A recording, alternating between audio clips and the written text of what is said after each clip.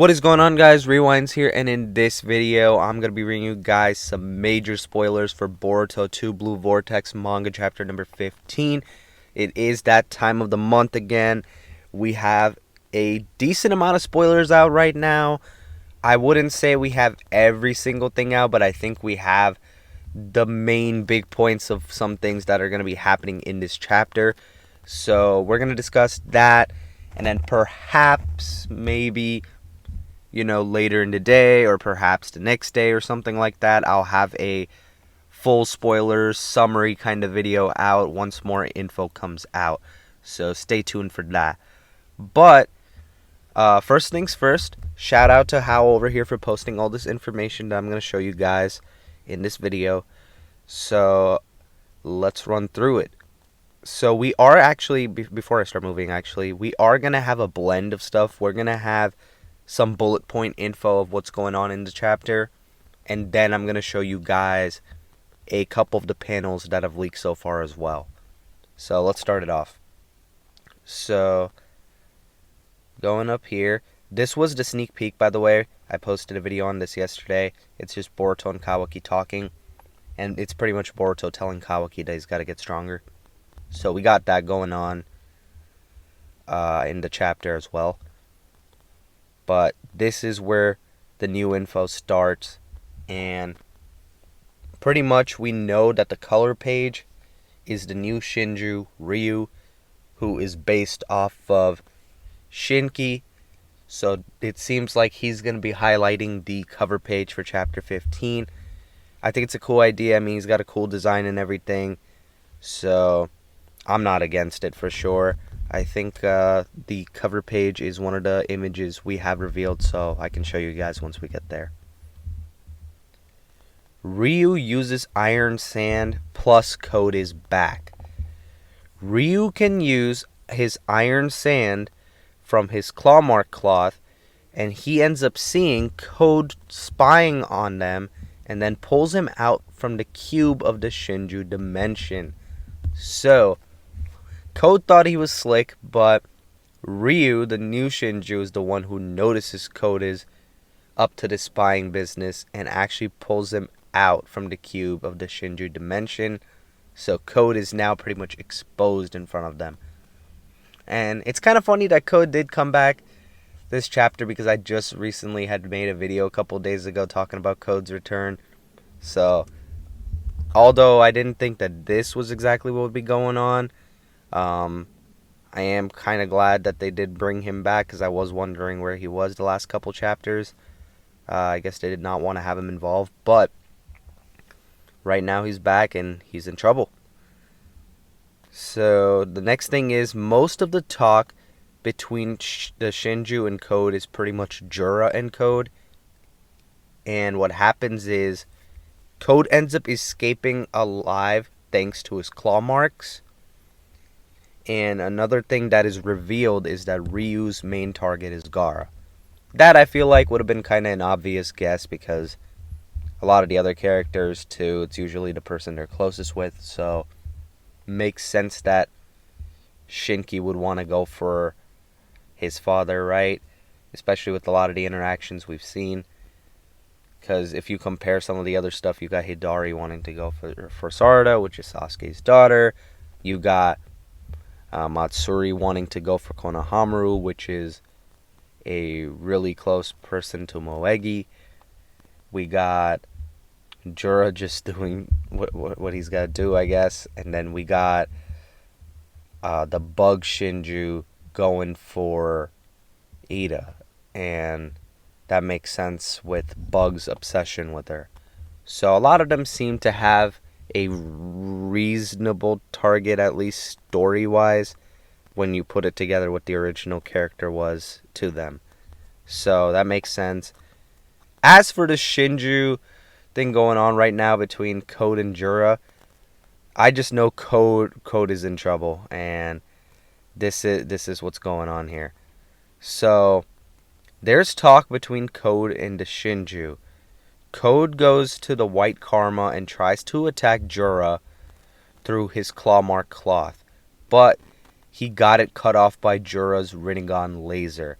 And to specify here in specific, Code actually got his hand cut off now. So Code took yet another L. This man now has one hand. This is crazy, guys. I've never seen a stretch of a villain in the Naruto franchise that should be involved to such a huge extent actually get done like this. This is kind of crazy. That man cannot catch a W for his life. So I don't know what kind of comeback Code can make from all this, but if you're a Code fan, you might just have to pack it up. It might be time. So now this is a major point of the chapter, and this was kind of implied from the sneak peek page we got to, but Boruto and Kawaki having to work together was a possibility. And it seems like Boruto and Kawaki have teamed up for the greater good of the world this chapter. It pretty much says the last page of the chapter is Boruto and Kawaki. The two finally join forces against a Shinju. And how will the Leaf respond to the crisis in the Sand Village? So, I believe that the Sand Village stuff is still going to be addressed.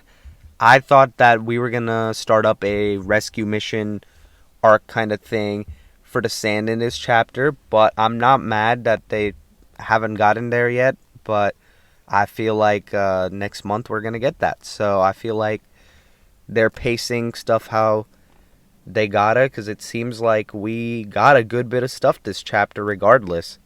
We got some Code and Jura interactions, we got a Boruto and Kawaki potential team up, and we got a few other little details from the panel pages that have been leaked that I haven't shown yet. But so far, pacing's looking pretty solid for this chapter as well.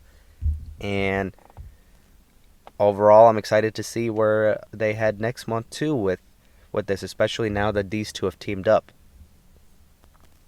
Now, I also do want to know if it's like a temporary team up or if it's just slight, because we don't know if Kawaki's just saying this to turn on Boruto because we know he doesn't like the Otsutsuki. That's another thing to consider. But maybe Kawaki's seeing his senses now, and he's seeing what Boruto just did for him lying back in the interrogation room too, to keep Kawaki's identity safe. Maybe Kawaki respected that to some extent. Now, this is another huge point. Amado holding Kawaki back potentially. So, seems like Amado is spying on Boruto and Kawaki talking, and then he remembers the toad disappearing. Boruto says this Amado did something to restrict or hide Kawaki's powers. Not sure. He wonders how Boruto got that info, and then he remembers the toad. So Boruto must be telling Kawaki this information, and then Amado must be listening in and thinking, oh crap, how does Boruto know this information to begin with? And then he remembers that toad, which Amado's a smart guy, so Amado might put together soon that Koji's involved. And if that happens, there's a chance that Amado might scheme up something to try and shut down Koji. And we know that he shouldn't be able to do that, at least from all the way over there in the village. But if he gets near Koji, it's possible that he tries some kind of tactic like that. But I don't know about you guys, but it is kind of interesting to me that Amado is restricting or hiding Kawaki's powers to some extent. Why do we think that is? Let me know in the comments below. I'm thinking it could just be a precautionary thing because, again, Kawaki is in Boruto's world right now. Maybe Amado is doing this more as a Boruto thing to kind of think, oh, I'm doing this to control Momoshiki potentially. But maybe Amado has another, alternative agenda. I feel like Amado kind of fell into the clear to some viewers' eyes in more of the later Naruto Next Generation's chapters, but maybe it's time we start looking back at him again and start seeing if he still has something else going on up his sleeve. And this is just a little post, but I mean, this is kind of crazy again. Code taking L's. Code, since fighting Sasuke, has lost his eye, and now he's lost his hand. So he became exactly what he hated. This is actually kind of funny in a way too, because this parallels what happened to Sasuke, and it just shows you what kind of position Code's being put in. He lost his eye like Sasuke did, and now he lost his arm as well. Someone, I don't know who's gonna do it, but someone's gonna have to save Code from taking all these L's and making. He's gonna have to make a generational comeback to really stand a chance going forward. But now, anyway, moving on from Code, we have the cover for Chapter 15, which, again, I think is pretty nice. We have not missed, in my opinion, on these cover pages for Boruto, so I'm not really surprised. We got a Ryu solo cover page here. I really like the general color palette, too, of everything going on in the background. And overall, just a really cool design for Ryu as well. So, cool stuff there. Moving on, now I get to show you guys some more of these images. So, the chapter begins with a Gaara and Shinki versus Matsuri flashback. We don't have these translated yet, unfortunately. But this is what I was talking about, of when there's more translations and stuff of that nature, I should be able to make more of a full spoilers and full summary kind of video. Maybe I'll even make another general spoiler video. It just depends how much new stuff comes out. I'm not going to make another spoiler video before the full summary if there's only minor details that I left out here. I can just add that in the long video. But so yeah, look forward to the full spoilers video. I'm going to definitely try to work on that whenever things start dropping. So again, if you're new to the channel, I'm not going to click these images in full simply because Shueisha is a weird company when it comes to copyright and such. For whatever reason, they don't like it when people show any manga content, even if you're doing something to promote it. But it's just how they are, so I'm just not going to take that risk. But I can still click on the image like this, and hopefully you guys can see, and I can still break it down. So what we got going on over here is Gaara is seemingly getting beaten in this fight right now against Matsuri. He's struggling. Matsuri doesn't look like she's struggling really much at all. And Matsuri seems like she brought an army of these little claw-grime soldiers behind her as well. And it seems like in the meantime that Shinki and the rest of his team were being protected by Gaara as well, as Gaara is struggling in this fight.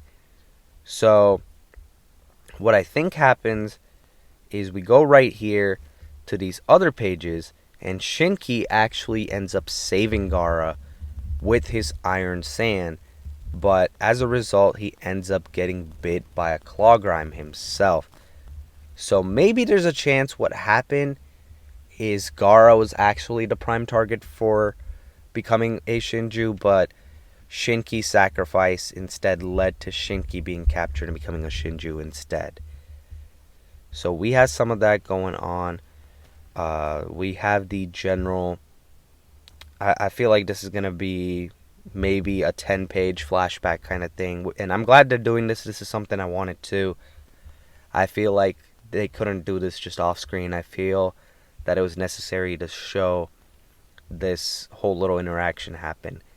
I do kind of wish, though, we got to see Gaara at least try a little bit more on offense, because we just cut over here and it seems like he's already beaten down. I do wish that that was a little aspect they changed, but at least we're getting to see what happened that led to Shinki's capture. Now this right here is a big one as well, because Ryu caught Code spying on them, and he uses his iron sand to just grab him by the neck and bring him over. Code is just getting bullied, guys. It's not even funny at this point. But that's pretty much what's going on with Code. Let's move over here. I think we got a couple more images. So we have this image here too, where Jura actually slices off Code's hand, which is crazy. There you have it. And he's just, I mean, Code is just there screaming in agony. So we know Code escapes this, but Code is down to one eye and one arm now. Final pages. The dream team is here. Don't hold me back, bro. So this is the Boruto and Kawaki team up that seems to be getting formed at the end of the chapter. And I'm not gonna lie, this is a good change in a way, because realistically, Boruto and Kawaki are gonna need to work together if they want to beat the greater foe. I feel like that's an important thing, and it also shows that even though Kawaki's done a lot of crazy stuff, Kawaki is still willing to put that aside for the moment, at least, in order to work with Boruto here to beat someone he sees as a greater threat.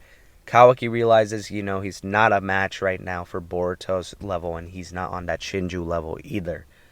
So that just made him realize, I feel like, that he's got to get stronger, and that's what Boruto is telling him on that sneak peek page. So Boruto's going to work with him now, and I'm expecting Kawaki to get a decent power boost soon.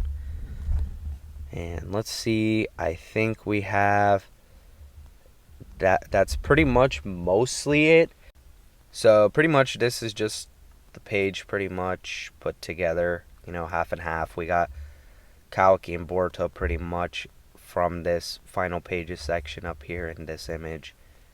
And that's pretty much it for what we have right now going into chapter 15. I'm sure we're going to get more information revealed, but the basic breakdown is we get to see a flashback of Gaara and Shinki versus Matsuri, it seems like. Mostly Gaara versus Matsuri, but it seems like we have some clawgram creatures there too. And it seems like Shinki made a sacrifice to protect his dad. So I feel like that's a decent chunk of the start of the chapter. We get to see a little bit of the Shinju by seeing Ryu's ability pretty much exposing Code, and also Jura cutting off Code's arm is a huge thing. I feel like that is something that's crazy and unexpected. We know they're not allies with Code, but to see Code just going down bad out like this too is just crazy. It really makes you wonder when the L's are going to stop for him. Is the next one just going to be a death blow for Code at this point, or is Code actually going to get a W at some point? I don't know, but let me know what you think of what Code's going to do going forward. Next, the last thing we really got is this Boruto and Kawaki interaction. So this chapter really hit on 3 different fronts, which I think is pretty good. You gave us a flashback, you gave us some interactions with the Shinju and Code, and then you moved the story also with Boruto and Kawaki, where it's revealed that Boruto's pretty much telling Kawaki, hey, you gotta get stronger, but there's a chance that Amado might be hiding or restricting Kawaki's power, potentially, it seems like. And it seems like Amado might have been watching this interaction and kind of wondering what was going on with the Toad and all that, so we have another front to worry about there. And then lastly, we have a potential team-up going on here between Boruto and Kawaki. So, friends that were formed from the last series and then ended on a rough patch in Boruto Naruto Next Generations. It seems like they might end up working together again, bringing a truce, and perhaps being friends again for a little span. But we know based off how Boruto goes that Kawaki is most likely still gonna fight Boruto at some point in the series regardless, because of how the start of the Boruto manga started and showed that whole Boruto versus Kawaki fight happening. So that's pretty much what we got for this one. Definitely let me know what you thought of everything in the comments below. Me personally, I've enjoyed what I've seen so far, and that's going to wrap up this one. I will probably see you guys in the full spoilers, full summary video if that's what I do next. And yeah, if you guys did enjoy this video, be sure to hit the like button and subscribe to my channel if you guys are new. And as always, I hope you guys have a good day or night whenever you guys are watching this video. I'm Rewinds, and I'm out.